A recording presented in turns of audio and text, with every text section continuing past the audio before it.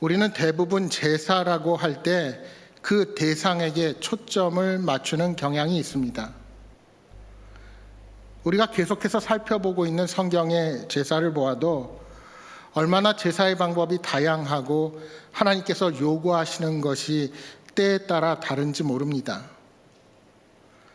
그러다 보니 그 의미를 깊이 생각하지 않고는 복잡한 제사 제도를 보며 하나님께 제사를 드리는 부분만을 율법적으로 판단하기 쉽습니다.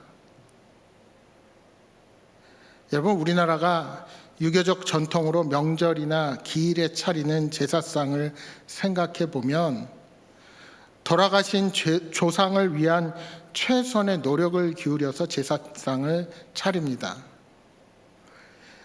제사상에 올라가는 음식의 종류가 각 지역마다 조금은 다르지만 신위를 놓는 자리를 중심으로 음식을 놓는 원칙들이 있고 또한 제사를 드리는 순서가 있습니다. 지금은 많이 간소화되고 바뀌었지만 제가 어린 시절만 해도 기일 제사의 경우에는 조상이 돌아가는 날이 시작되는 시간, 그러니까 밤 12시가 되면 제사를 드리곤 했습니다. 그러나 하나님께서 이스라엘 백성들에게 제사의 규례를 제정하시고 지키게 하신 것은 단순히 초점이 하나님께만 국한하지 않습니다. 왜 그럴까요? 하나님은 예배 드리는 자들이 같은 마음을 품지 못하면 그 예배를 기쁘게 받으시지 않기 때문입니다. 하나님의 자녀들이 서로 미워하고 시기하며 하나가 되지 못하는데 함께 예배 드린다고 좋아할 리가 만무합니다.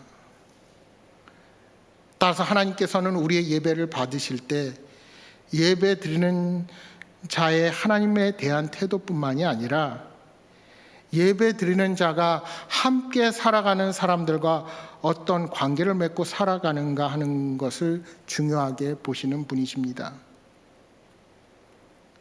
레위기 3장에는 이러한 화목제에 대해서 설명하고 있습니다.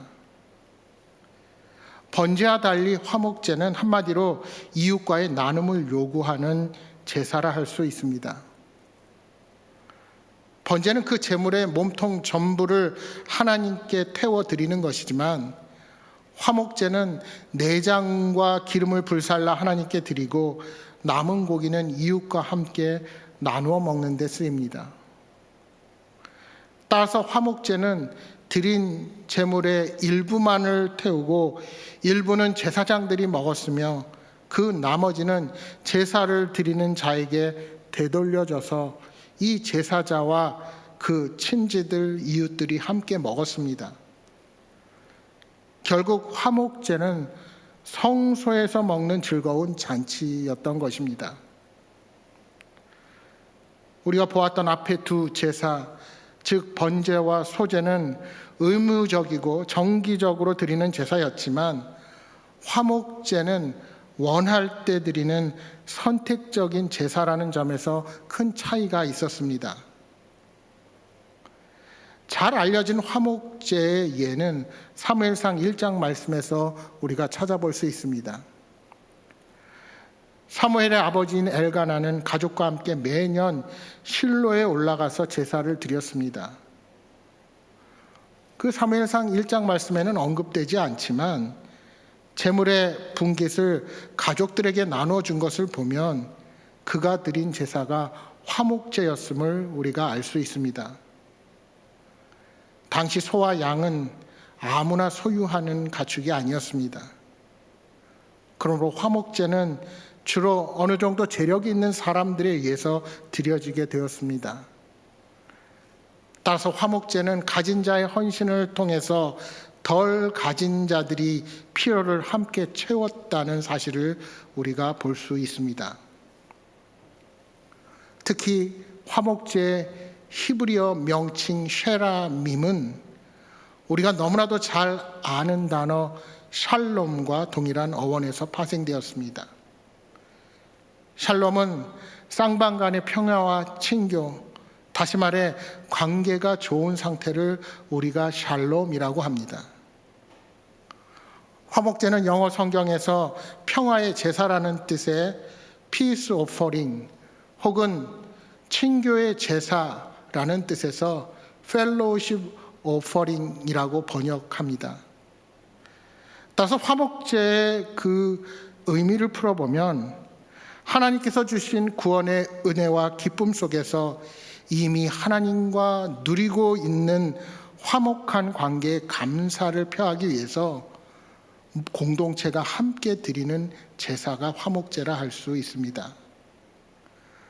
그러니까 구분하면 하나님과 수직적인 관계에서 드리는 제사를 번제라고 한다면 화목제는 사람들과 재물을 나누며 수평적으로 화목하기 위해 바치는 제사가 화목제인 것입니다. 그래서 화목제는 잔치를 베풀어 사람들과 고기를 나누는 것에 목적이 있기에 재물의 암수 구분 없이 소나 양이나 염소로 자원하여 바칠 수가 있었습니다.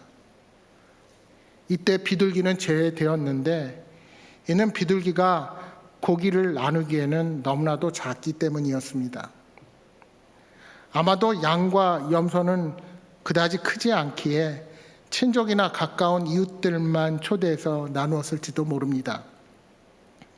그러나 소를 제물로 바쳤을 경우에는 온 마을의 잔치가 벌어졌을 것입니다.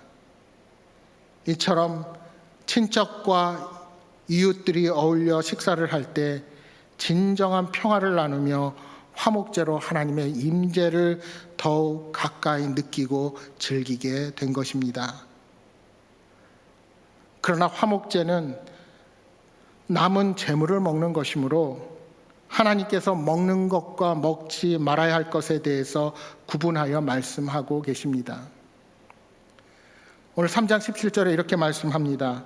너희는 기름과 피를 먹지 말라. 이는 너희의 모든 처소에서 너희 대대로 지킬 영원한 규례니라.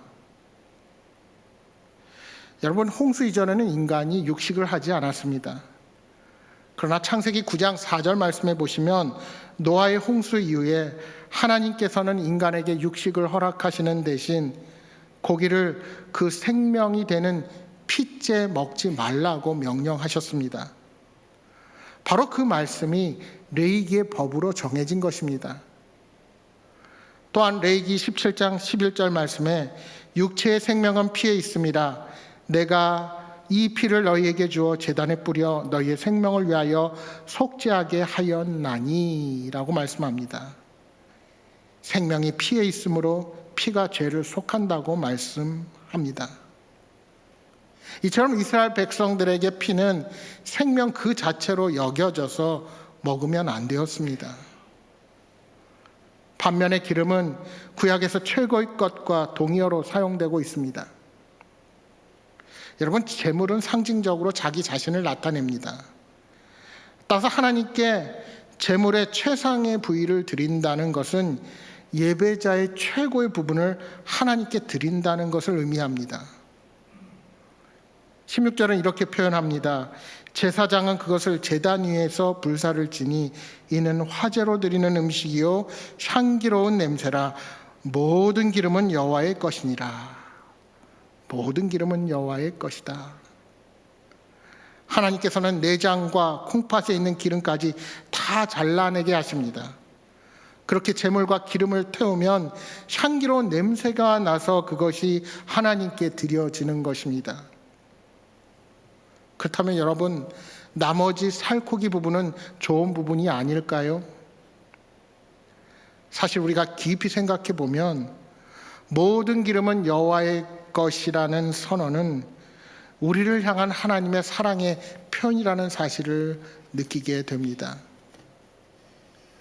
여러분, 오늘날 기름은 우리들의 건강을 해치는 주범의 역할을 하고 있습니다. 물론 우리 몸에 이로운 기름도 있지만 결국 우리 몸을 해롭게 하는 것이 동물의 지방이라는 것을 감안하면 최상의 것을 하나님께 드린다는 말에 아이러니가 있습니다. 결국은 하나님께서는 기름은 내 것이니까 손대지 마라고 우리에게 명령하시면서 우리에게 해가 되는 기름을 못 먹게 하신 것이 아닐까도 생각해 봅니다. 많은 분들이 알고 계신 것 같은데 심순덕 시인의 엄마는 그래도 되는 줄 알았습니다 라는 시를 보면 그 시에 나타나 있는 엄마의 마음과 우리 하나님의 마음이 너무나도 닮아 있다는 사실을 알 수 있습니다. 제가 그 시 일부분을 한번 읽어보겠습니다. 엄마는 그래도 되는 줄 알았습니다. 하루 종일 밭에서 죽어라 힘들게 일해도 엄마는 그래도 되는 줄 알았습니다. 엄마는 그래도 되는 줄 알았습니다. 찬밥 한 덩이로 대충 부뚜막에 앉아 점심을 때워도 엄마는 그래도 되는 줄 알았습니다. 엄마는 그래도 되는 줄 알았습니다. 배부르다 생각 없다 식구들 다 먹이고 굶어도 엄마는 그래도 되는 줄 알았습니다. 엄마가 배부르다 생각 없다 말씀하실 때 철없는 자녀들은 정말 배부른가 보다 생각이 없으신가 보다라고 그렇게 여겼지만 사실은 자녀를 먹이기 위해 그런 희생을 하신 겁니다.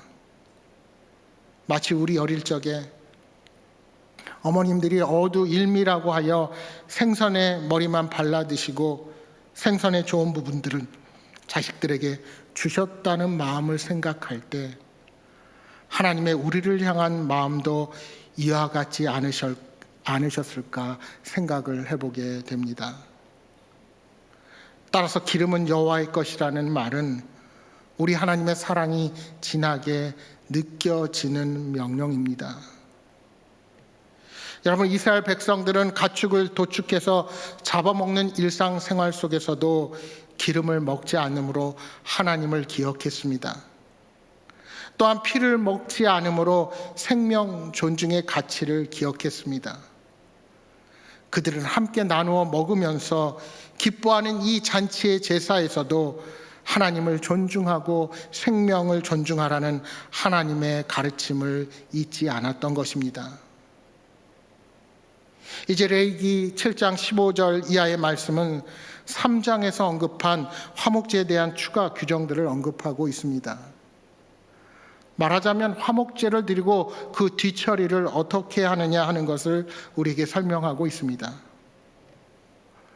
레위기 3장 말씀처럼 화목제물의 피는 제단 사면에 뿌리고 그 기름은 태웁니다. 그리고 나머지는 제사장과 제사 드리는 사람 그리고 이웃이 함께 나누어 먹습니다. 여러분, 레위기 7장 12절 13절 말씀해 보시면 화목제에는 기름을 섞어 바른 무교병과 과자 그리고 누룩을 넣은 유교병을 감사예물로 함께 드렸음을 보게 됩니다. 여러분, 미리 살펴봤던 것처럼 보통 누룩은 죄를 상징하기에 제물로 사용할 수 없었지만 화목제에서는 예외적으로 감사 제물과 함께 드리는 예물로 유교병을 사용할 수가 있었습니다. 이것이 무엇을 뜻할까요? 이는 화목제가 사람들과 함께 나누는 식사 자리였음을 우리에게 알려줍니다. 보통의 식사가 가능했기에 하나님께서 누룩을 넣은 빵을 예물로 드릴 수 있게 하신 것입니다. 이 예물들 중 일부는 거제를 통해 드려집니다.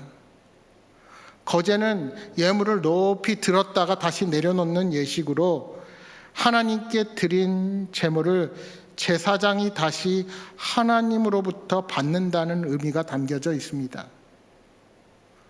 제사장은 화목제물의 가슴과 오른쪽 뒷다리를 자신의 몫으로 가져갔습니다. 그리고 나머지는 제사를 드린 사람과 그 이웃들이 함께 나누어 먹습니다. 그렇게 화목제물은 다채로운 음식을 갖춘 풍성하고도 즐거운 식탁이었습니다. 하나님은 화목제를 통해 백성이 함께 먹고 마시며 즐거워하기를 원하셨던 것입니다. 이처럼 오늘 우리의 교회 역시 하나님 앞에서 함께 화목제를 드리는 평화의 공동체가 되어야 합니다. 이렇게 화목제는 잔치와도 같은 모습을 갖추고 있지만 분명 하나님께 드리는 제사였습니다. 그 제물을 나누어 먹는 자체가 제사의 일부인 것입니다. 그런데 여러분, 레위기 7장 15절 말씀 이하에 보시면 감사함으로 드리는 화목 제물의 고기는 드리는 그날에 먹되 이튿날 아침까지 두지 말라고 명령하십니다. 왜 하나님께서 그런 명령을 내리셨을까요? 여러분, 황소 한 마리를 혼자 하루에 다 먹을 수 있습니까? 그러니까 되도록 많은 사람이 그 잔치의 자리에 참여하여 음식을 나누라는 것입니다. 따라서 여기에도 반드시 제물을 나누어 먹으라는 하나님의 뜻을 발견하게 됩니다. 이처럼 하나님께서는 화목제를 매개로 하여 공동체 모두를 배려하신 것입니다. 물론 예외적으로 서원이나 자원의 의미를 담은 화목제의 경우에는 멀리 있는 친척들과 나눌 수 있도록 하루의 유예 기간을 더 주었습니다. 다만 셋째 날에는 어떠한 경우에도 먹어서는 안 되고 남은 것은 반드시 불살라야만 했습니다. 제물의 고기, 무교전병, 과자, 유교병을 혼자 하루에 먹을 수 없고 남겨둘 수 없으니 결국 어떻게 하든 이웃들과 나누어 먹어야만 했습니다. 하나님은 이를 통해서 제사를 드린 자가 탐욕을 품지 못하도록 아예 제사법을 제정하여 막으신 것입니다. 또한 화목제물은 거룩한 것이기에 부정한 것에 접촉되어서는 안 되고 또한 부정한 자는 먹을 수 없었습니다. 고기를 먹는 사람의 자격도 엄격하게 적용된 것입니다. 몸이 부정한 자가 하나님께 속한 화목제물을 먹을 수 없었습니다. 누구나 부정한 것, 곧 사람의 부정이나 부정한 짐승이나 부정하고 가증한 무슨 물건을 만져도 화목제물의 고기를 먹어서는 안 되었습니다. 이러한 규정을 어기면 백성에게서 제명되는 끊어짐의 형벌을 받았습니다. 물론 이 형벌이 즉각적인 죽음인지 후손의 끊김인지 우리가 본문에서 정확히 알 수는 없지만 분명한 것은 이스라엘 백성 공동체로부터 완전히 분리된다는 것을 의미합니다. 따라서 화목제가 하나님 앞에서 드려진 거룩한 제사라는 것을 우리가 결코 잊어서는 안 됩니다. 그러면 여러분, 신약 성경에서 이 화목제와 가장 가까운 모습은 무엇이 있을까요? 우리 예수님께서 제자들과 함께 먹고 마신 유월절의 마지막 만찬은 바로 화목제와 유사하다 할 수 있습니다. 주님의 만찬과 화목제 사이의 유사점은 각 식사에 참여하는 자가 정결해야 했다는 점에서도 발견됩니다. 바울 사도는 고린도전서 11장 27절에 이렇게 말씀합니다. 그러므로 누구든지 주의 떡이나 잔을 합당하지 않게 먹고 마시는 자는 주의 몸과 피에 대하여 죄를 짓는 것이니라. 구약의 예배자들이 제물을 먹기 위해 정결해야 했던 것처럼 신약에서도 자기의 몸을 살피지 않고 주의 만찬에 참여하는 자에게는 하나님의 심판을 경고하는 것입니다. 결론적으로 예수님의 십자가 위에서의 죽음이 단 한 번에 드린 번제라고 한다면 제자들과 함께 살과 피를 나눈 주님의 만찬은 화목제라 할 수 있을 것입니다. 이제 우리들은 서로 사랑하고 나눌 것을 명령하신 하나님의 뜻에 따라 제물의 고기를 먹는 대신 우리를 향하신 하나님의 선하신 증표로 떡과 포도주를 마시며 주님의 고난을 되새길 수 있는 특권을 얻었습니다. 이처럼 성찬식은 그리스도를 통해 이루어진 우리의 구원을 다시 상기시키는 귀한 예식이라 할 수 있습니다. 그러면 피 부분은 어떻게 해석할 수 있겠습니까? 구약의 제사, 즉 옛 언약에서는 피를 마실 수가 없었습니다. 그러나 예수 그리스도로 인하여 맺은 새 언약 하에서는 비록 포도주의 형태로 바뀌기는 했지만 피를 마시라는 명령이 주어집니다. 여러분, 무엇이 달라진 것입니까? 바로 예수 그리스도의 보혈입니다.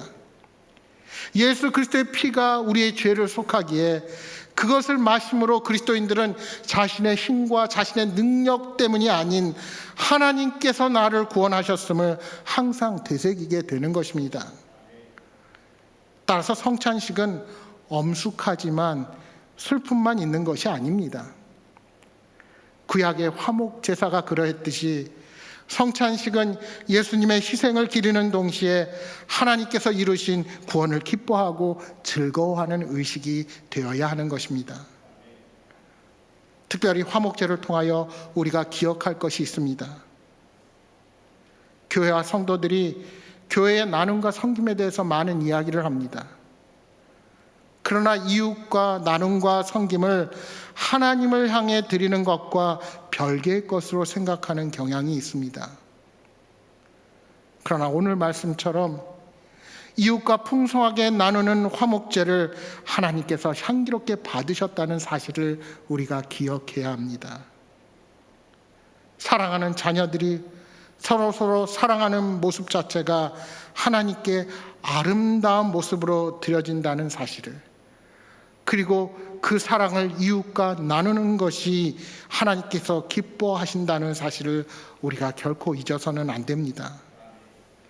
따라서 여러분, 교회 밖을 향하여 나누고 섬기는 교회는 결코 병들지 않습니다. 이웃을 향하여 나누고 섬기기 위해 끊임없이 노력하는 자체가 하나님께 아름다운 향기를 드리는 것임을 오늘 본문은 우리에게 알려주는 것입니다. 우리가 보통 번제를 하나님께 모든 것을 올려바치는 수직적인 제사라고 한다면 화목제는 사람과 함께 나누는 수평적인 제사라 할 수 있을 것입니다. 여러분, 우리가 신앙생활에 있어서 우선적으로 정립되어야 하는 것이 하나님과의 친밀하고도 바른 관계입니다. 하나님과의 바른 관계가 제대로 정립되지 않으면 우리의 예배와 기도는 물론이고 일상의 삶이 의미 없고 허무한 것이 되기 때문입니다. 그러나 우리의 신앙이 하나님과의 수직적인 면만 잘한다고 과연 하나님께서 우리의 모습을 기뻐하실 수 있겠습니까? 이 화목제의 예에서 볼 수 있듯이 우리는 우리 삶의 여러 부분에 감사한 일, 죽을 병에서 회복되었거나 전쟁에서 무사히 돌아온 것과 같은 그런 어려운 일을 극복하고 은혜를 경험했을 때, 또는 여러 삶의 감사의 제목을 가지고 하나님 앞에 나와서 예배를 드리게 됩니다. 그런데 그 감사와 기쁨이 나와 하나님과의 관계 안에서만 이루어져서는 안 된다는 것입니다. 그 감사와 감격, 기쁨을 사랑하는 이웃들과 함께 나누는 것이 중요하다는 사실을 화목제 제사는 우리에게 교훈하고 있는 것입니다. 결국 진정한 감사는 하나님과의 수직적인 부분뿐만이 아니라 수평적인 부분이 이루어져야 진정한 감사가 되는 것입니다. 여러분, 따라서 온라인의 예배로 우리가 예배를 드리는 것도 비상시에 한시적인 것이지 함께 모여 드리는 예배를 하나님께서 기뻐 받으신다는 사실을 명심하시기 바랍니다. 또한 어떤 분들은 예배 시간은 온전히 하나님만 영광을 받으시는 시간인데 왜 사람을 위하여 박수를 치느냐고 반문하는 분들이 계십니다. 그러나 하나님께서는 화목제 잔치에 함께 하실 만큼 우리와 가까이 계신 아버지이십니다. 예배 시간에 성도를 서로 격려하고 감사의 박수를 치며 위로할 때 하나님도 그들을 위해 진심으로 박수를 치며 기뻐하실 것입니다. 따라서 예배 시간에 형제 자매를 위해 박수를 쳤다고 해서 이것이 결코 하나님의 영광을 가리거나 그분을 욕되게 하는 일이 아니라는 사실을 우리가 기억해야 합니다. 사랑하는 여러분, 하나님과의 바른 관계를 회복하려면 눈을 들어 하나님을 바라보아야 합니다. 그리고 하나님께서 행하신 일들을 보고 그 일에 대해서 진심으로 감사해야 합니다. 하지만 그 감사는 우리의 이웃을 함께 향해야 합니다. 주님께서 내게 베푸셨던 것처럼 나도 주변 이웃들과 함께 나누며 즐거워하는 것, 그것이 진정한 화목의 제사가 된다는 사실을 기억하시기 바랍니다. 우리 주님께서 그렇게 죽을 수밖에 없는 죄악의 존재인 우리 모두를 위해서 십자가 위에서 화목제물이 되셨습니다. 그래서 우리가 하나님의 자녀로 하나님의 가족이 되었습니다. 그런데 내게 주어진 감사가 함께 나눠지지 못한다면 그 감사의 제사 자리가 탐욕의 자리로 전락할 수 있다는 사실을 명심하십시오. 사랑하는 여러분, 날마다 삶의 진정한 화목 제사의 삶, 하나님이 기뻐하시는 거룩한 산 제사를 드리는 여러분 모두가 되시기를 주님의 이름으로 축복합니다. 기도하겠습니다.